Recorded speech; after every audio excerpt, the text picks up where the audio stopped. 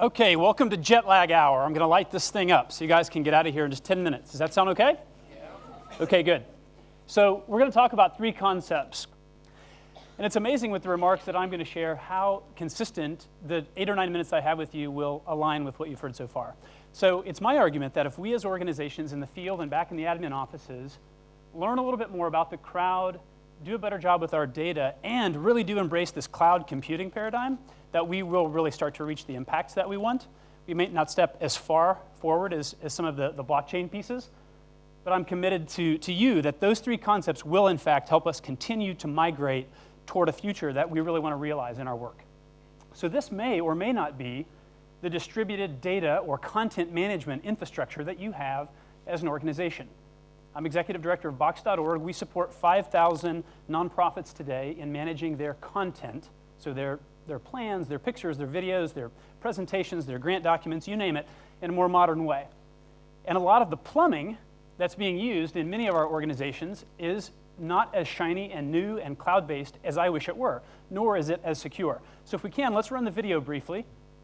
And I'm going to give you an optical tour of the way that Grameen adopted Box to manage all of its content. So green are Grameen employees, blue are their partners and collaborators, external to the organization. These are their documents per where the lines are. So as you can see, this turns into a hairball pretty fast. A hairball is an analogy for a lot of lines that get caught in a cat's throat and it has to cough that out. Okay, so this is your content. This was Grameen's content at day 1,300 of their deployment, so 3 or 4 years into that. This is what the content, the documents, the collaboration looked like for them. So people inside the organization interacting with those outside the organization in a more secure, a more accountable way. So blockchain-ish, if we wanted to call it that. All of the technology, the mobile devices, the instruments used to access this content by Grameen used through the cloud. And so as we transition back over to the slides, I've decided that we're going to veer off and talk about taps, which I call faucets, and then I got in trouble by our UK office today, and they said, say taps, plumbing and the cloud, and meteorology if we have to. But actually, no, we're going to talk briefly about cloud data and cloud. With crowd, which in fact are these distributed networks of collaborators, I'll share one trend in computing that you may want to talk to your ICT counterparts about. It's very disruptive and I think helpful. In the data realm or the plumbing related to our data, our content, I'll offer 3 quick resources, and then I'll share a project that we're working on at the end that I hope you and your technology counterparts will in fact join us on. So it'll be a quick tour. So first, more elegant digital experiences. Remember how messy that first slide was with the plumbing in the middle and the governments and the funders and all those icons around it? That to me is the crowd, right? More and more we're tapping into a populace that aren't necessarily as educated about our work as we are. So volunteers that are getting involved in disaster crisis, as an example. We deserve for that crowd to be enlisted for the technology to be more elegant and more simple. If we do that, asking our collaborators to come to us and drink of our content and our information and the data that we collect in our work will be a lot more like grabbing water out of this tap, which requires you just to wave your hand across the tap as opposed to digging a well each time a collaborator or funder wants to drill into our content. So let's focus as much as we can on the left side of this with our IT counterparts to build elegant digital experiences for our collaborators. Who does this well? Uber. Anybody used Uber before, the app? Show of hands if you've used it. I know this can be a religious conversation. Some people are very pro-Uber and some are very not pro-Uber based on operating practices. But nonetheless, they build elegant interfaces and digital experiences for those of us that need a ride. Now, you may not know this, but Uber itself, at its core, doesn't build all the technology that it uses, much like many of our ICT counterparts don't build all of the services that they use, like the Oxfam video that you saw earlier. Oxfam is using my technology. They're augmenting it through the internet a little bit. They're configuring it a little bit, right? But Uber is a composition of multiple functional platforms as a service. So their payment technology is not Uber technology. Their maps are Google Maps. Their communication infrastructure are our good friends at Twilio, who help you SMS your driver if he or she is late and hasn't arrived on time. So just know they're cobbling together platforms as a service instead of building their technology from the ground up. And so I won't belabor the stack, But know that we're moving with infrastructure as a service, platform as a service, now into this notion, kind of a new concept of functional platforms as a service. So that when you build your applications, which ideally will help you better interact with your collaborators, your funders, all of the different constellation of collaborators in the crowd that you're tapping into for work to move your capacity up and your efficiency up.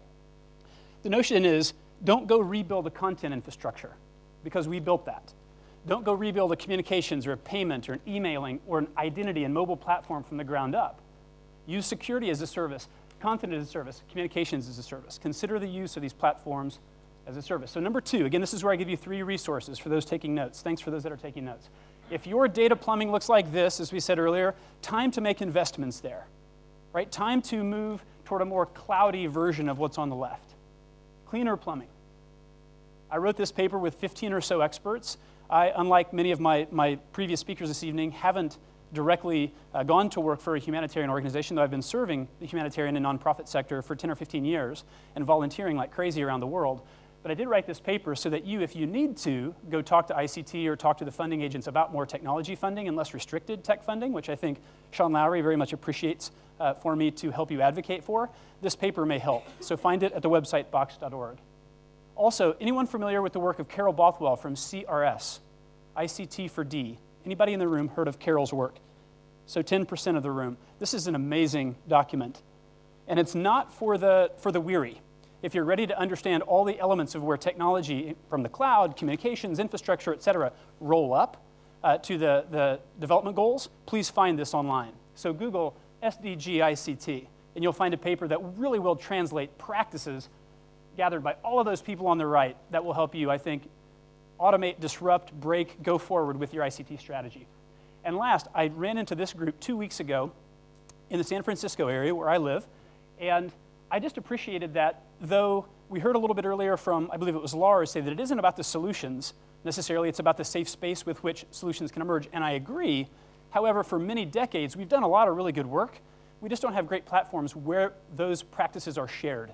Again, maybe not stepping all the way back into what Vijay was talking about, but certainly moving closer to this democratic sharing of practices that work. And I think Sfara is doing some interesting work here with some funding from Rockefeller.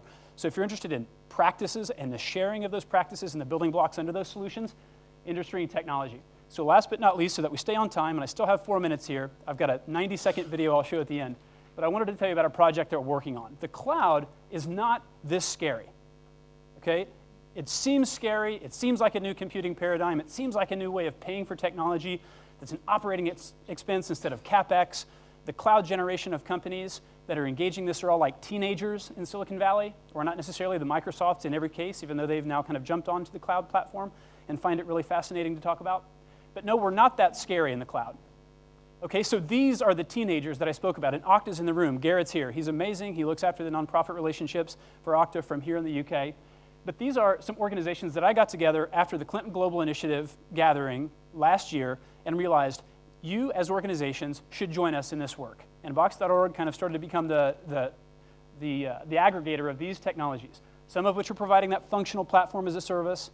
Some of them are providing software as a service that you or your IT counterparts may have heard about. But what's exciting for you is that these organizations, in the vein of what Tara was talking about public-private partnerships that help everybody maximize their contribution, are starting to centralize content about how their technologies will support your teams in the field in crisis response. The next phase of this work is for us to start building interoperable solutions with design thinking in mind, that then through the START network and other conveners, we can share and train you in the organizations on these interoperable solutions.